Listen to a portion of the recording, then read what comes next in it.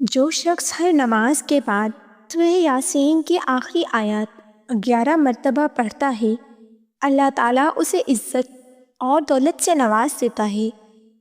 نفسیات کے مطابق جو عورتیں لمبے بال رکھنے کی شوقین ہوتی ہیں وہ کبھی مرد سے بے وفائی نہیں کرتی۔ ہمارے معاملات بے شک ہمارے اختیار میں نہیں ہوتے، مگر یقین رکھیے کہ جس کے اختیار میں ہے وہ کل تقدیر کا مالک ہے۔ دل کا سکون جب بے چین ہو جائے تو جسم بھی تندرست نہیں رہتا، اور دل کا سکون صرف اللہ کے ذکر میں ہے۔ عورت مرد کی امیری یا غریبی سے متاثر نہیں ہوتی، بلکہ اس بات سے ہوتی ہے کہ وہ اسے کتنی عزت دیتا ہے۔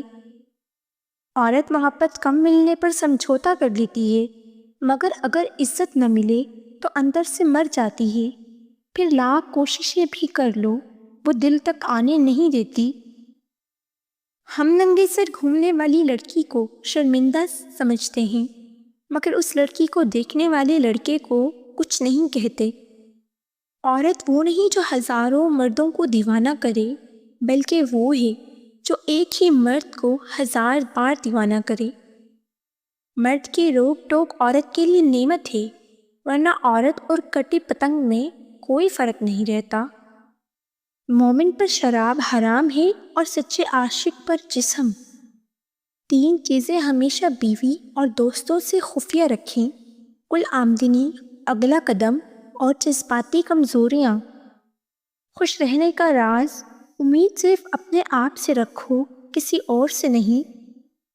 اکڑ جتنی اونچی ہو اتنی ہی شدت سے ٹوٹتی ہے، دھوکہ جتنا بڑا ہو اتنی ہی طاقت سے واپس پلٹ کر آتا ہے۔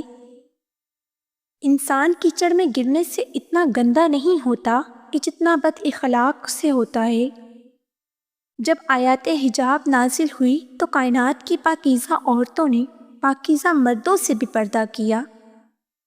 زندگی کی مثال لڈو کے دانے جیسی ہے، امید ہمیشہ 6 کی ہوتی ہے، لیکن اگر ایک بھی آ جائے تو چلنا ہی پڑتا ہے۔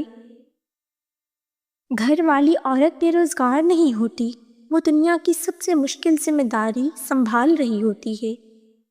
اگر آپ سفر کے وقت کھڑکی والے سیٹ پسند کرتے ہیں تو ممکن ہے آپ تنہا رہنا پسند کرتے ہو۔ ساری دنیا جیتنے والا اپنے بچوں سے ہار جاتا ہے۔